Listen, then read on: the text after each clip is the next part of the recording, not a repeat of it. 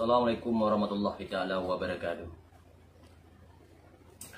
Kita sambung lagi dalam episod kedua. Ramai netizen komen di bawah bertanya-tanya, kapan keluar lagi episodnya? InsyaAllah, selagi kita masih hidup, selagi Allah masih melindungi kita di atas jalan yang benar, kita akan selalu mengeluarkan episod-episod selanjutnya. Dan kita tak akan pernah goyang dengan ancaman-ancaman antek-antek PKI ataupun anjing-anjing PKI yang ingin menangkap kita. Dalam episod ini saya ingin buka suara terbuka. Buka suara terbuka mewakili rakyat se-Aceh untuk PLT yang ada sekarang menjabat di Provinsi Aceh Darussalam. Dalam hal ini, saya ingin menyerukan kepada Pak PLT. Anda tak mampu buat bangsa Aceh bahagia, jangan lagi Anda tambah bangsa Aceh menderita. Sebelum bangsa Aceh marah, bisa terjadi timbul ancaman buat Anda, lebih baik alangkah indahnya segera Anda mundur dari pimpinan Aceh. Kita bangsa Aceh tak butuh pemimpin-pemimpin PKI. Kita bangsa Aceh bukan darah PKI.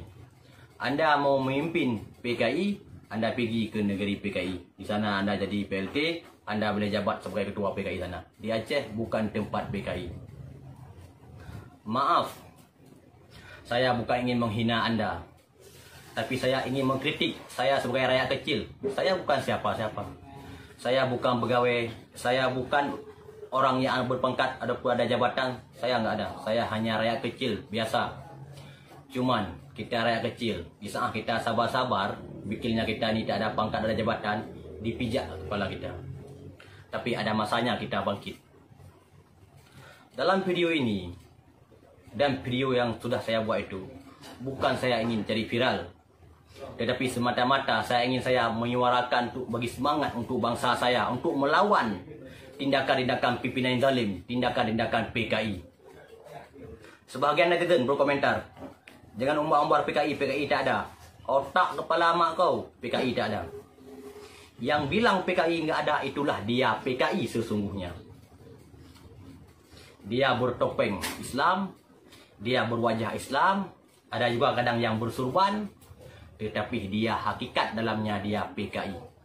Zaman sekarang jangan kita pandang lagi dia alim ke, dia sekarang berjubah ke, jangan kita pandang itu. Sekarang PKI berselimut dengan gasing-gasing Islam. Jadi saya mau bilang, mau katakan kepada PLT, Anda jangan jadi pangtibang PKI di bumi Aceh. Anda kerahkan polisi untuk nangkap saya. Bila pun saya kena tangkap, saya hanya minta tolong kepada Allah dan pasrah kepada Allah. Saya dipukul sama polisi, saya diapakan sama polisi, dipijak-pijak.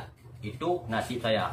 Tapi saya sebagai bangsa Aceh, saya sebagai darah Aceh, saya ada hak untuk mengkritik Anda bila Anda tak betul memimpin bangsa Aceh. Karena Anda jadi PLT mewakilah daripada bangsa Aceh. Jadi sekarang Anda sayang sama bangsa Aceh. Jangan hanya karena uang Anda dibayar sama PKI, Anda rela bangsa kita, bangsa Aceh, dipijak sama komunis, mau dibantai sama komunis. Ingat, jangan hanya karena jabatan Anda bisa lompat-lompat di atas dunia. Ingat akhirat. Dunia bukan di sini saja. Di sini dunia Anda boleh berjabat, tapi tunggu nanti di akhirat Anda akan rasakan. Anda pun tahu, Anda lebih tahu daripada saya apa hukum bagi pemimpin-pemimpin yang zalim di atas bumi ini. Maaf, saya darah Aceh. Saya ngomong bahasa Indonesia. Karena apa? Karena ramai juga anak Aceh yang nggak bisa bahasa Indonesia. Mungkin ada yang lahir di Jakarta, ada yang lahir di mana ataupun di Malaysia. Makanya saya menyuarakan suara ini dengan bahasa Indonesia. Tapi saya asli darah Aceh. Saya bukan darah pengkhianat, bukan darah PKI. Bagi Anda, netizen yang berkomentar, jangan asal bacot dulu lewat media.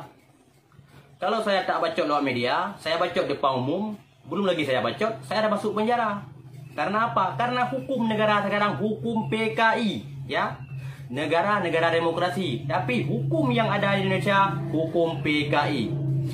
Jadi lagi sekali saya siarkan kepada PLT Bang Tibang PKI, Anda tak mampu buat bahagia bangsa Aceh, jangan Anda buat bangsa Aceh sengsara. Lebih bagus Anda segera mundur sebelum ancaman akan menerus datang kepada Anda. Ada juga netizen yang berkomentar, siapa engkau itu? Banyak kali kritik kau. Di Aceh ramai lagi yang berjabat tinggi-tinggi, ada ulama, tak ada seperti engkau, banyak kritik. Memang orang yang ada di Aceh, yang ada jabatan mau kritik, dibuang jabatan.